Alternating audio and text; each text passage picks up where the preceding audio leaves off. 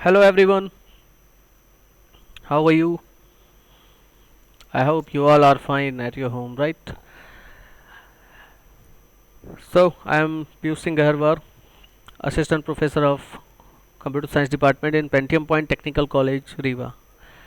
So, I hope students की ये Pentium point college के मैनेजमेंट और टीचर्स के द्वारा जो आप सभी को ऑनलाइन स्टडी मटेरियल्स प्रोवाइड किया जा रहा है ऑनलाइन लेक्चर्स के थ्रू, ऑडियो के थ्रू और पीडीएफ फाइल्स के थ्रू, ये बहुत ही हेल्पफुल होगा आपकी स्टडी में, राइट? और डेफिनेटली काफ़ी एंजॉय करते हुए आप इस पूरे सिस्टम को एंजॉय कर रहे होंगे, है ना?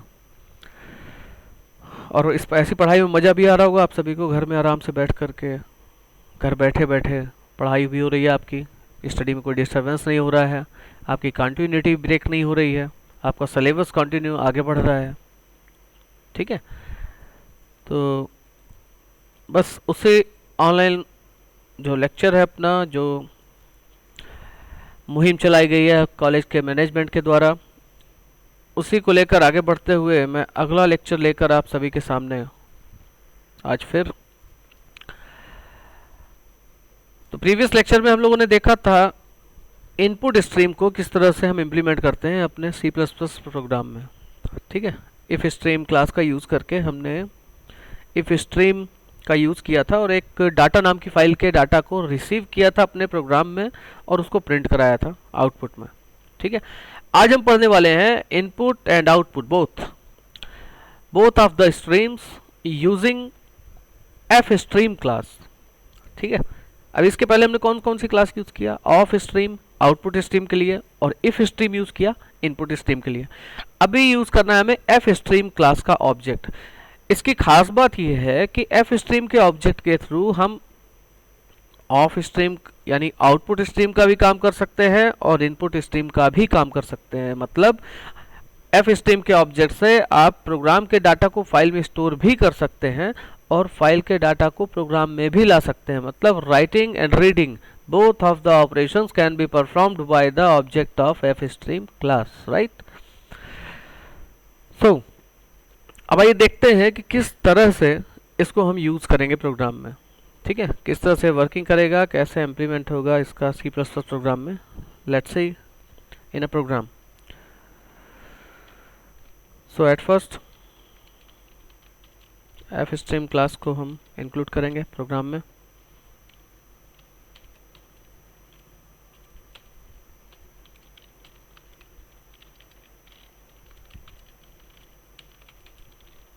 यहाँ पर हम एक स्ट्रक्चर बनाएंगे।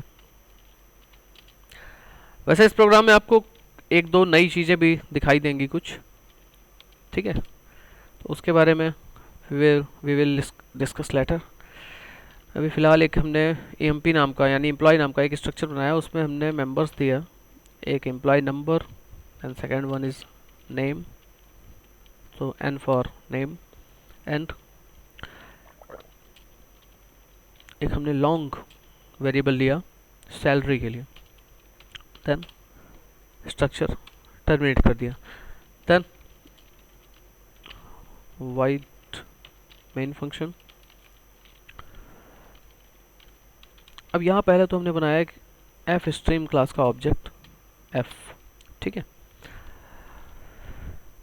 एंड जो स्ट्रक्चर हमने बनाया EMP का एक वेरिएबल हमने ई बना लिया और एक वही जो पिछले भी दो हमने क्लासेस में देखा, दो प्रोग्राम्स में देखा कि इनपुट स्ट्रीम और आउटपुट स्ट्रीम दोनों में हमने एक कैरेक्टर वेरिएबल लिया था एंटर की को स्टोर करने के लिए, कैच करने के लिए, ठीक है?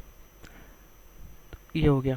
अब इसके बाद हम F का यूज़ करके एक फ़ाइल ओपन करेंगे जिसमें हमको डाटा को स्टोर करना है। उस फाइल का हमने नाम दे दिया सपोज ऑफिस, राइट? अब देखिए यहाँ पर अब एक नई बात आती है। ऑफ स्ट्रीम क्लास का यूज़ करके हमने क्या काम किया था? असल में ऑफ स्ट्रीम क्लास पहले से ही प्री डिफाइंड है, मतलब प्री डिफाइंड ये भी है, ठीक है? प्री डिफाइंड है मतलब उसकी वर्किंग प्री डिफाइंड है कि ऑफ स्ट्रीम क्लास केवल और केवल एक ही काम कर सकती है, क्या? फाइल में डाटा स्टोर करेगी और कुछ नहीं करेगी। आपके प्रोग्राम के डाटा को फाइल में ले जाने का काम ऑफ स्ट्रीम क्लास का ऑब्जेक्ट करेगा। उसके अलावा दूसरा काम यानी फाइल से डाटा लाने का काम नहीं कर सकता, वो पहले से फिक्स है। आप कोशिश भी करोगे तो एरर शो करेगा। ठीक है, इफ स्ट्रीम का काम क्या फिक्स है कि ये केवल और केवल किसी फाइल के डाटा को प्रोग्राम में ले आएगा, इनपुट स्ट्रीम पे काम करेगा। ठीक है, तो इनका काम पहले से फिक्स है, तो हमको बताने की अलग से जरूरत नहीं पड़ती है। लेकिन यहाँ जो एफ स्ट्रीम का ऑब्जेक्ट होगा, एफ स्ट्रीम के ऑब्जेक्ट में दोनों क्वालिटी होती है। ये डाटा को राइट भी करता है प्रोग्राम से फाइल में ले जाकर, और किसी फाइल के डाटा को रीड करके प्रोग्राम में भी लाता है। तो अगर आप फाइल ओपन कर रहे हैं यहाँ पर, ठीक है, तो कंपाइलर को कैसे पता चलेगा कि आप फाइल को क्यों ओपन कर रहे हैं? आप डाटा लिखने के लिए ओपन कर रहे हैं या डाटा पढ़ने के लिए ओपन कर रहे हैं? ये तो हमको बताना पड़ेगा, है कि नहीं?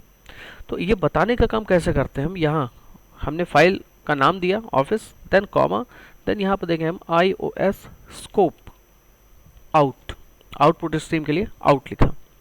अभी बात समझ में आई? यहाँ पर एक और नई चीज़ हम यूज़ करने वाले हैं, ये हमने पाइप सिंबल लगाया। यहाँ एक और लिखेंगे हम iOS, इसको हालांकि नहीं भी लिखेंगे तो भी चलेगा, बट एक नई चीज़ अपन को जानना ज़रूरी है। यहाँ हमने असल में दो दो मोड लगा दिए, इसको कहते हैं फाइल ओपनिंग मोड। हमने iOS स्कोप आउट लिखा, मतलब हम आउटपुट स्ट्रीम में फाइल को खोल रहे हैं। इट मीन्स कि हम डाटा को फाइल में स्टोर करने के लिए खोल रहे हैं। ठीक है, तो इसका मतलब तो ये हो गया। फिर यहाँ पर हमने पाइप साइन का, या पाइप असल में क्या करता है, दो मोड को कंबाइन करने का काम करता है, मतलब ये भी होगा ये भी होगा। तो यहाँ पाइप साइन लगा के हमने एक और मोड लगा दिया, iOS स्कोप बाइनरी। ये बहुत ही स्पेशल चीज़ होती है, बहुत ही स्पेशल मोड है। ये काम क्या करता है, यहाँ पर हम क्या करने वाले हैं, अपने फाइल के डाटा को स्टोर करेंगे, अपने प्रोग्राम के डाटा को स्टोर करेंगे फाइल में। ठीक है, राइट करेंगे। लेकिन अगर कोई उस फाइल को डायरेक्टली जाके एक्सेस कर ले, उस डायरेक्ट, हम किस नाम की फाइल बना रहे हैं, ऑफिस नाम की, अगर कोई सीधे फाइल ऑफिस फाइल तक पहुंच गया तो उसको ओपन करके वो देख लेगा कि आपने क्या क्या डाटा स्टोर किया है। सही है, लेकिन हम चाहते हैं कि हमारा डाटा इतना सिक्योर रहे कि कोई अगर फाइल उठा भी ले तब भी ना समझ पाए कि वो लिखा क्या है, मतलब डिकोड कर दें हम डाटा को। ठीक है, एनक्रिप्शन वो काम करता है असल में। ये iOS स्कोप बाइनरी ये क्या काम करेगा, यहाँ से तो हम अपने लैंग्वेज में डाटा लिख करके भेजेंगे, एम्प्लॉय नंबर, सैलरी, नेम, ये सब अपने लैंग्वेज में लिख के भेजेंगे। लेकिन जब उस फाइल में जाके स्टोर होगा तो ये सिंबॉलिक फॉर्म में स्टोर होगा, सिंबल्स बन के स्टोर होगा। अगर कोई इस फाइल को खोल के देखेगा भी तो उसको समझ में नहीं आएगा लिखा क्या हुआ है। बात समझ में आ रही? चलिए इस प्रोग्राम को आगे बनाते हैं अपन।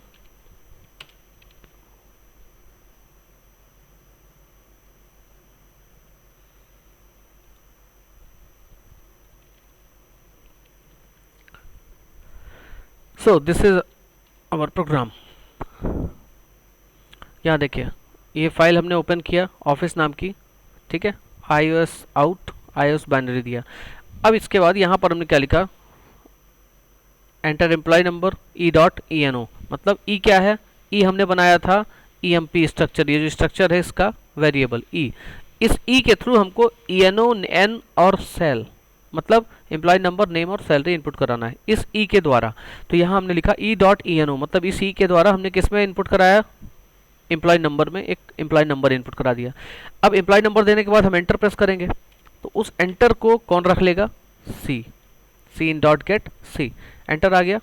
अब इसके बाद चाहिए हमको क्या, नेम, तो यहाँ हमने लिखा एंटर एम्प्लॉय नेम और e.n, क्योंकि कैरेक्टर वेरिएबल है इसलिए सी इन डॉट गेट से हम इसमें इनपुट कराएंगे e.n, यानी ई के थ्रू नेम में इनपुट कराओ 20 अक्षर का।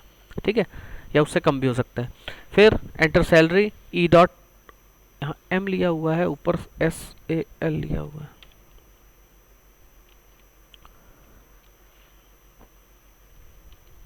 लॉन्ग सेल, राइट, क्लियर है।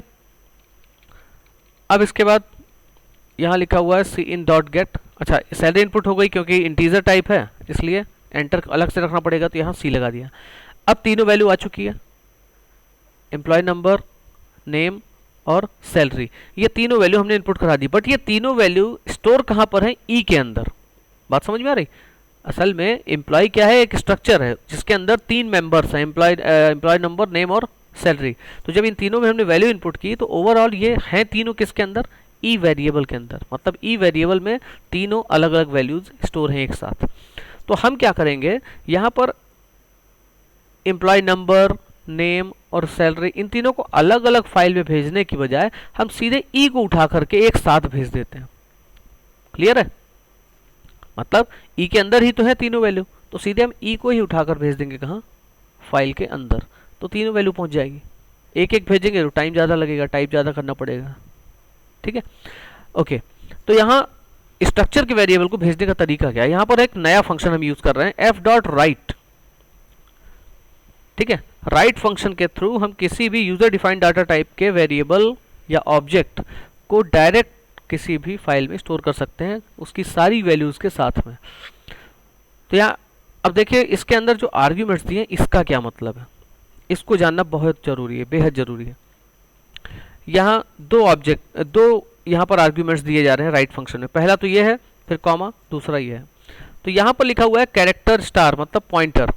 ठीक है, यहाँ लिखा हुआ है %e।